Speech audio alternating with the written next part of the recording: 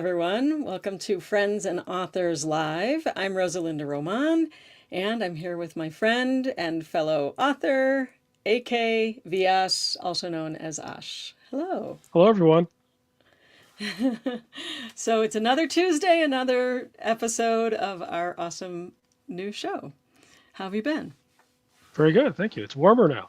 It's Oh, it it's, is it's in not quite Germany. spring, but it's been a nice change. I could just let the windows open today a little bit to get some air in the apartment. Wow. Will that last, or is it going to just get cold again? No, it won't. It won't last. Yeah, it's chilly here, but we have a lot of sunshine here in New Mexico. I'm actually leaving tomorrow to head to Sedona, Arizona, so that's going to be a much warmer. I think it'll be much warmer than where I am even now. So that'll be a fun adventure. And then in a month, less than a month, actually 3 weeks, we'll be seeing each other in person. Hmm.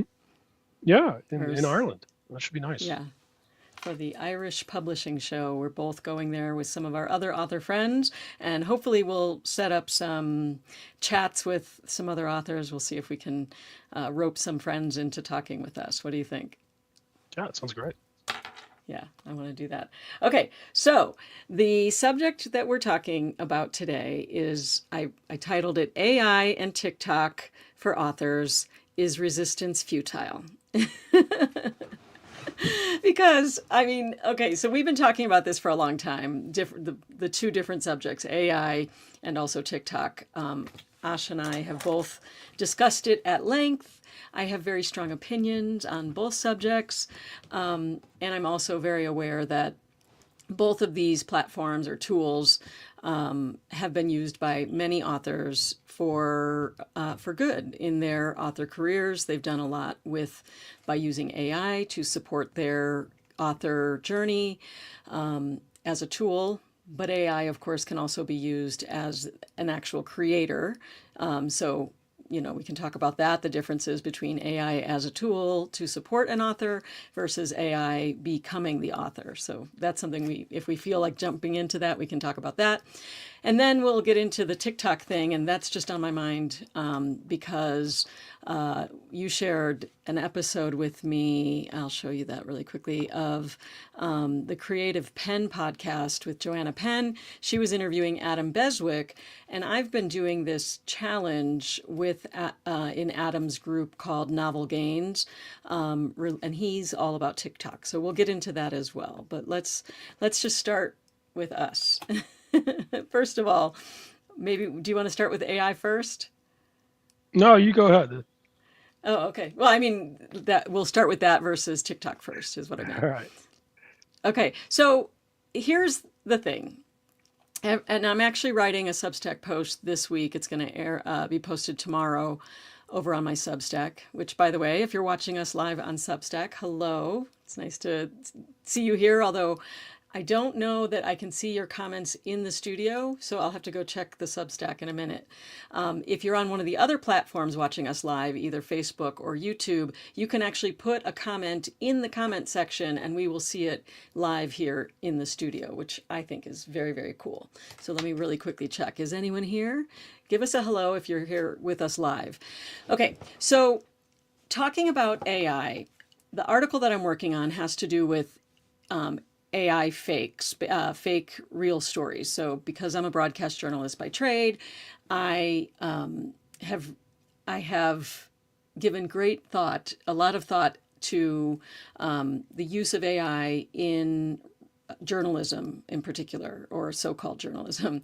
And so I'm writing a post about that this week. So it's on my mind. And I've just noticed over the last really 6 months for me, I've noticed the increase in people using AI in their workflows. Now, we are both indie authors. We don't traditionally publish through a traditional publisher. We actually are independent. So we get to make these decisions ourselves. And that is a good thing, and also it can be a bad thing, in my opinion. So, yeah, I just wanted to talk about it today because it's on my mind, because it has to do with the subject of what I'm talking about this week in my Substack post.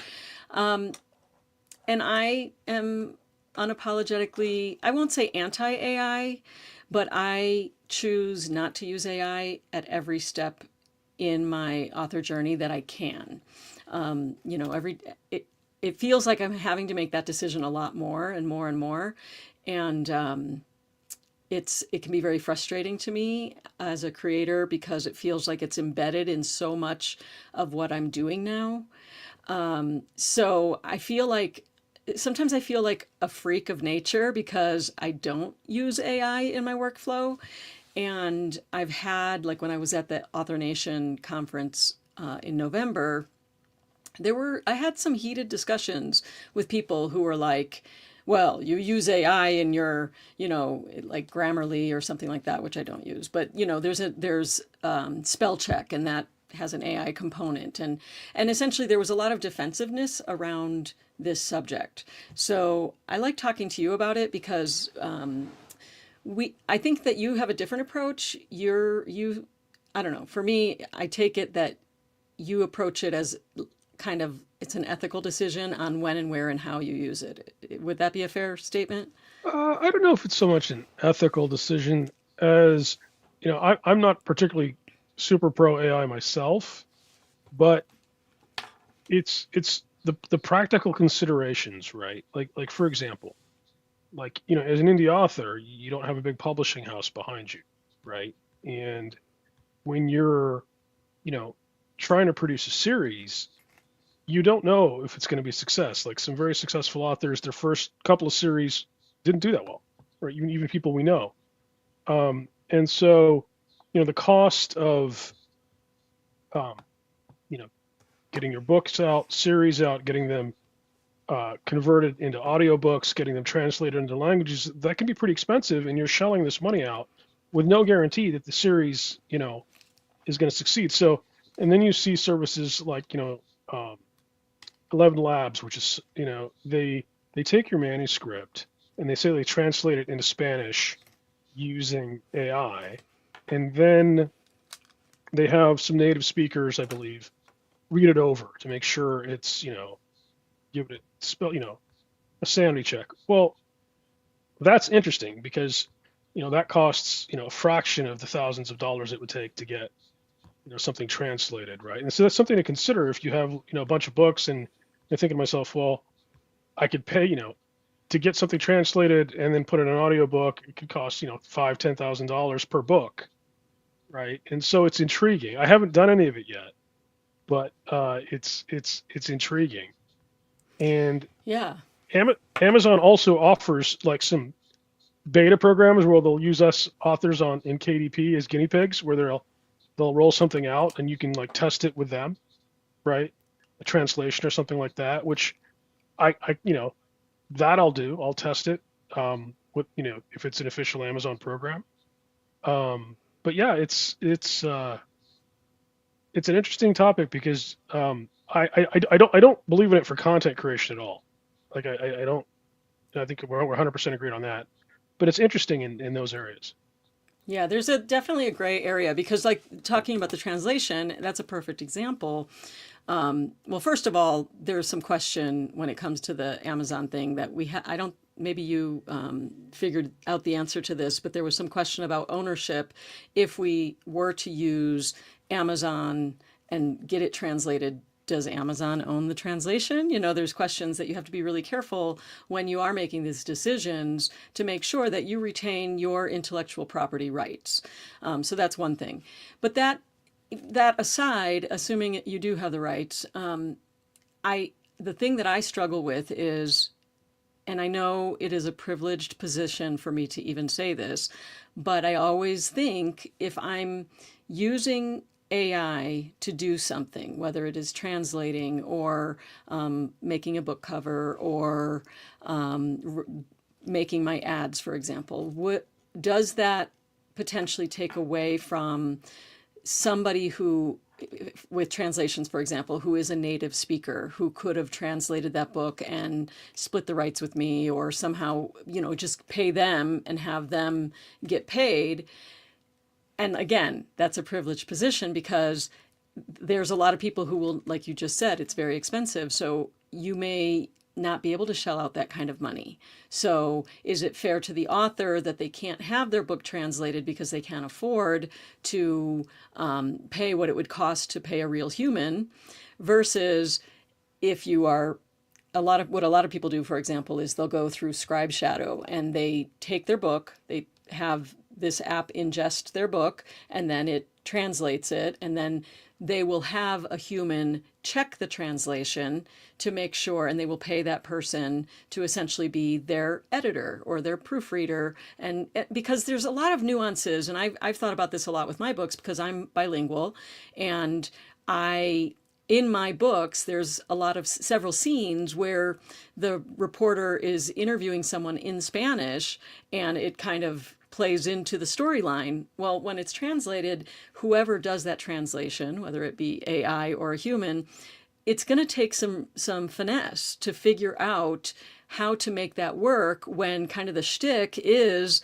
that she's speaking Spanish and the people around her don't understand what she's saying. So if it's translated into Spanish, it kind of loses that, right? So whoever's making those creative decisions, it will be very different to make those creative decisions as a human versus direct translation of that scene from a machine that essentially knows how to do it really well because it has culled information from all of these different sources.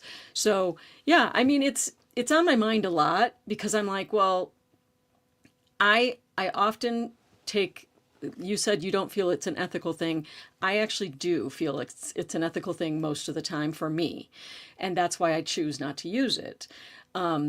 But I also kind of feel like, if I'm honest, it's partially just like my self identity. Like, I don't use it. That's my, like, I drew my line in the sand, and I don't want to be that rigid. Like, I want to stay open to the possibility that maybe this is a good way.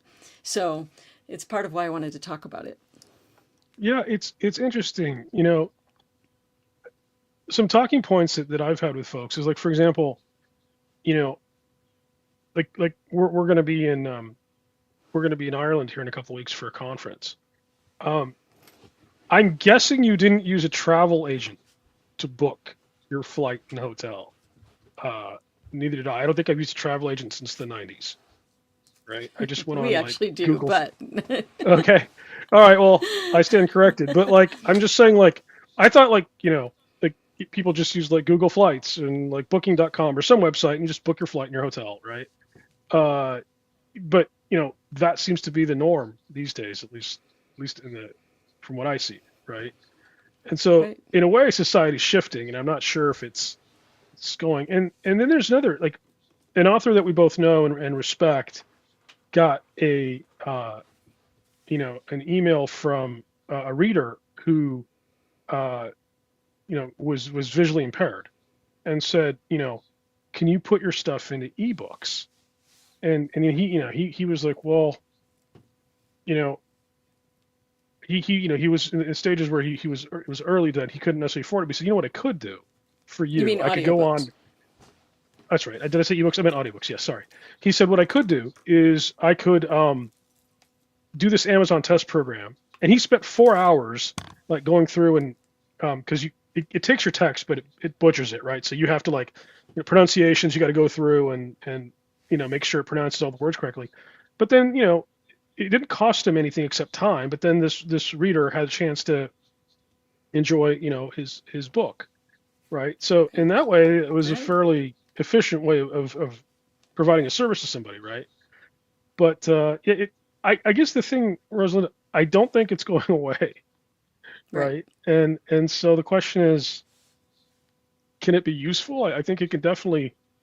I mean, the biggest challenge that I think with this, to do this full time, is there isn't enough time in the day. You have your artist hat, you have your business hat, your marketing hat. You got to do all these different things, and you're actually struggling just to write, right? Like just to Right. have the time to be able to sit in front of the computer and produce the you know The so books, if, if which ultimately that's what we are, right? We're the creators. We're the ones who, that is what we should be spending the majority of our time doing, writing the books. And then, and I, when I've wrestled with this in the past, I thought, okay, so AI as a creator, like, you just said a little bit ago, that's, I think we totally agree. Like, I'm not going to have AI write my books. I'm actually not even going to have AI write my outlines or copy or anything to do with my books. My books are my intellectual property, and I want to keep it that way. And I recognize that I use many tools that are tech based that do not create what I create. They are not my particular area of genius, if you will. It's interesting. I struggle with this a lot because, it was long before I even decided to become an author. I was teaching podcasting and I was editing podcasts, and I had a team that was editing podcasts for me. And I would pay a team to do these edits, and it took hours. I probably paid 2 days worth of work for one episode. And that was after I had already done all of my editing and all the work. And then these apps came along and they literally could finish that and do the editing in minutes, not cost anything or just the price of the app. And I really struggled with that because I thought, okay, if you can do something faster, should you? I didn't want to take away the jobs from the people that were doing the editing for me. And at the same time, I recognized it was painfully slow compared to what these editing apps were able to do. And so I've been thinking about it a lot. And in those cases, I noticed, for example, like with this live stream, at the end of this live stream, all the platforms that we're live on, well, at least YouTube and Substack and StreamYard will offer up clips from this live stream. So it'll say, hey, here's a 20-second clip or 30 or whatever that your viewer would love, or that someone who maybe is your potential reader it would help bring them in. That's AI. That is in these apps, and it automatically digests what we're doing on this show, and it offers up clips. And that's super helpful. And so then I'm thinking, well, I could do that. I could spend, a couple hours pulling what I think are the best clips from this live stream, and then use that for social media reach. So yeah, there's no easy answer. I feel like if I don't do that, then it's a lost opportunity.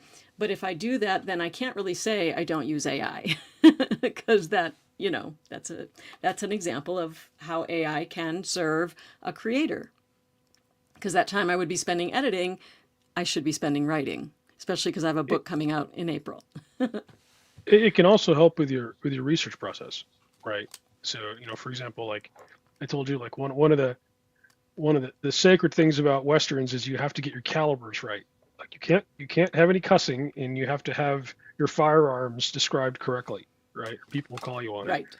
And so, the current book I'm writing about, 1875 Louisiana, there's this particular rifle, and you could just type in. It's probably not any different between AI and just Google. Yeah. Please describe the Whitworth rifle, and it says, oh, it's this .44 caliber rifle with a hexagonal barrel and special hexagonal bullets. Well, you put those details in the story, and that's authentic, right? Like that's what's differentiated about this particular rifle versus all the others. And you can look that up in seconds, right? And get descriptions of it, instances of how it was used in the Civil War and things like that, right? Now, the problem is sometimes it's not true, right? That's the thing about AI that we, like if you're describing like in Westerns obviously you have gunfights, right? So I was looking up, what are the best movie gunfights, right, to get like cinematic or artistic thoughts on, kind of things that made, compelling action scenes. And, it describes a particular, gunfight for a movie. And I'm like, I saw that movie. That gunfight wasn't in the jungle. It was in the city. Right. So, and then you call on it, you say, you tell it like, I don't think that's right. And it says, oh, yeah, I'm sorry, you're right. And so it's well, at least certainly, it agrees with you. It's agreeable. Well, but it's kind of scary because like things I don't know about, right? Like you don't really know if you could trust it. So it does make things easier, but I'm not really sure if you can believe it, right? So yeah. I think for now, and this is, I think maybe a future episode will, once I've wrestled with it some more, I would like to dive deeper because I really, right now, the only place in my workflow that I'm using AI is really my husband has been making Facebook ads using Mid Journey, I think it is, to make some graphics of my books so that people on Facebook want to click on it and then look into and explore my books, which, I'm not an artist. I'm not going to paint a picture or, create a graphic for a Facebook ad. So in my mind, I'm like, well, that's not taking away from my creative process. It's supporting my author journey without being an author itself. However, there are lots of people who are very upset about that because that was all trained on real artists' work. Just like we don't want AI training on our books, and there have been many lawsuits because of it. There's the same thing within the art world. So again, it's a very tricky. There's no easy answer, and I guess we each have to make the decision for ourselves about whether or not to use the tools and where the line is if we do decide to use them. Yeah, I mean, I haven't really used any of the tools yet, but I feel very strongly that I wouldn't use it to create, right? Like I don't, I I'm a writer. I can produce the art. I don't need it for that, right? Uh, Whether it could be helpful with translating to Finnish, which I don't think I could ever do, or I don't want to Yeah. pay someone $5,000 to do. Uh, yeah, that might be pretty useful, right? Yeah. Or German, right? Yeah, yeah. I mean, it's definitely worth thinking about. And then this brings me to the next question that's been on my mind a lot. And you sent me this podcast, which I've listened to Joanna Penn's podcast before, The Creative Pen. I actually used to be a Patreon supporter and met her a few times at different conferences. We actually met her. She was in Sevilla, 20 books a couple of years ago as well. But anyway, she was interviewing Adam Beswick, and he does this challenge. He's all about TikTok. He basically has made his books have have done very well, and books of people that I guess he may publish on his publishing company. I don't really know how it all works, but basically he has a challenge. He challenges people to get on social, get the word out about their books, and do lives in particular on TikTok. Which it's funny because I've struggled with TikTok for a few years, partially because of some of the things that I write and that I intend to write. My next series is about China, and so I'm hesitant to go down that road. I'm also really fiercely protective of my not just privacy, but like my data rights and having. I don't want any app that takes away, or that uses me as a way to get information or whatever. I just am very hesitant, and I have been for a long time. Well, now TikTok just changed and now is owned by an American company. And so I'm asking myself, just like with AI, okay, should I be revisiting this? Because Adam has this challenge, and so many authors are doing really well with live selling directly on TikTok. They get on a live stream just like you and I are doing, but instead of just chit chatting with a friend, they're actually selling books live. And that's very enticing. It's amazing to me, like the way he described it. Like he says, people will watch their live casts and they talk about their books, which I understand, and then they show people like, oh, this is our warehouse. Here we go. We're packing the books, and people love that. And I'm just like, really? I know. You know? I know. Yeah. Yeah, I don't know. I struggle with it. But I mean, once again, from at least a practical fiscal perspective, like, Facebook ads are a great way to sell books if you know how to do them. But you end up writing Facebook a big check every month with no guarantee that they're going to sell. And like, the platforms change, and you always have to find a way to market your books. It's always a changing environment. And what Adam's been able to do with TikTok, he's not, to the best of my knowledge, having to pay anything like the amounts of Right. money that you have to pay Facebook, to make a living doing this, right? So it's interesting in Right. that regard, because eventually it'll probably change. Like Facebook changed, Amazon changed, TikTok will probably change, and then people Right. have to find the next thing, right? Right. And so trying to like ride the wave while it's still rideable before it crashes and burns, right? And also, since for me, it always comes down to the ethics of the thing, like the decision to do something versus not doing something, which is the more ethical choice, the choice that's right for my family and right for the message that I want to send to my kids and other people who are watching. And for me, that feels like, okay, am I being hypocritical if I'm saying that I don't want to use TikTok for ethical reasons, but I also don't love the way that Facebook, for example, manipulates human relationships and they have algorithms that have goals that do not align with my personal goals, right? And I'm paying them. I'm actually not only using their platform, but I'm paying for these Facebook ads. Then that leaves me in kind of an ethical quandary. So can I even say that I don't want to use TikTok and use Facebook at the same time? So, I mean, these are the questions we ask as indie authors. Where is my line and when do I step over it? Yeah, no, I mean it's definitely, I mean, and there are also aspects to AI in the future that are potentially pretty frightening as well, right?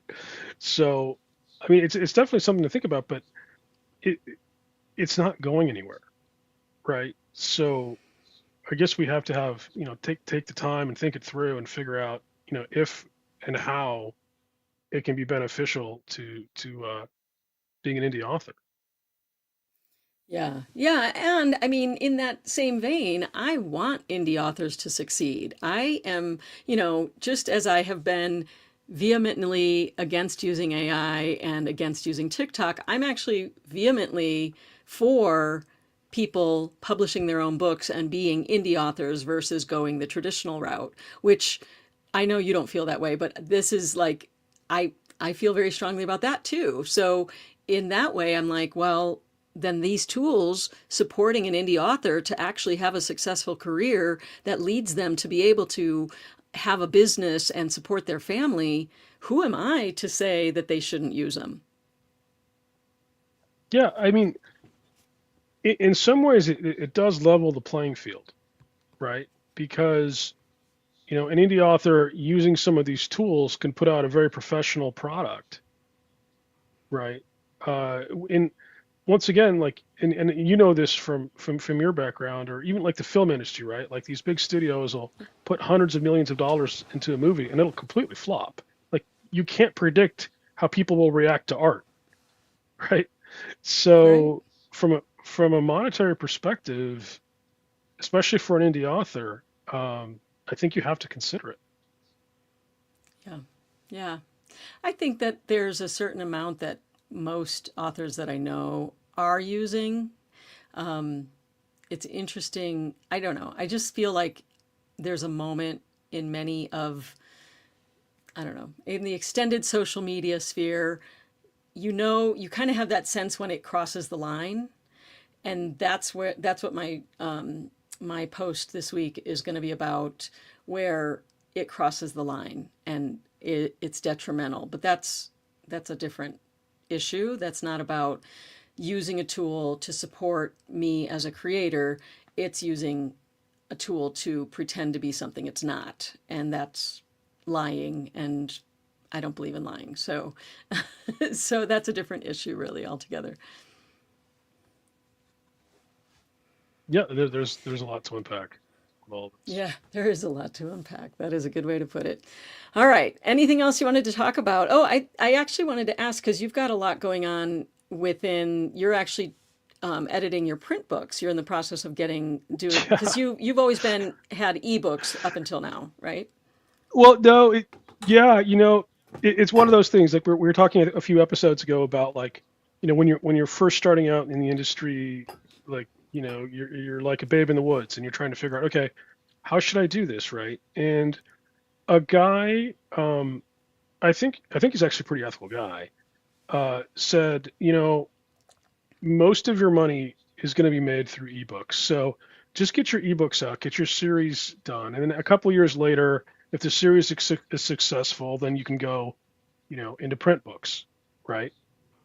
And I took that advice, which actually means, in a couple years turned into like multiple years, and so I have all these ebooks out, and I always meant to go convert them to print, and I hadn't done it, and then finally I was just like, okay, the feedback I'm getting, especially from people who read westerns, and so a lot of my readers are an older demographic, are like, we want real books, and I'm like, okay, Yeah. I've been delaying this long enough. Um, so yeah, I'm actually going through the process of turning the ebooks into print books, which isn't that big of a deal. And you're doing it the right way. You're doing it from the beginning, right? That's why, like, I'm sitting here with my books behind Right. me, and there's just something beautiful to be able to hold your Yeah, book and hug it. I agree. I like them too, but for a lot of us, 80% of the money we make is through ebooks, right? Like, Yeah. Yep. audiobooks can be a part of that, but a lot of authors I know, like print books, aren't as profitable, right? Yeah. Especially because Yeah. Amazon charges Yeah. you to print it and everything, right? So I'm excited though. I look forward to holding your one of your books in my hand, and it's just I still it's have like in my house I have a whole room that's just a library, like wall to no, so wall, do I, ceiling to floor, you know. so do I, and I guess I would cite this as, this isn't an example of bad advice. I mean, I guess it was reasonable advice at the time, um, but I probably wouldn't pass that advice on to, and I didn't, like when we were doing your series, I said, yeah, try to get all your mediums out, Yeah. as soon as possible, because that, gives people multiple, ways to try your art. I love what you just said, that it wasn't bad advice at the time, but it's not advice you would pass on now, because that is the indie author journey in a nutshell, looking at what worked, what didn't, what you'll pass on, and hopefully through this show we share whatever wisdom we get along the way, and what we won't pass on. So we'll have a different conversation this time next year about TikTok and AI probably. Can't wait. All right. Well, good. Okay. Well, that is it for this episode of Friends and Authors Live. If you like this, please share it with a friend and put a comment. Even if you're watching on the replay, we love to hear from you, and we'll answer questions, and we can answer it in the next show live on the air. Every Tuesday at 1 o'clock Mountain Time, 9 o'clock in Germany. All right. Take care. I'm Rosalinda Roman, and you I'm are? Ashvias. And we'll see you next time. Bye.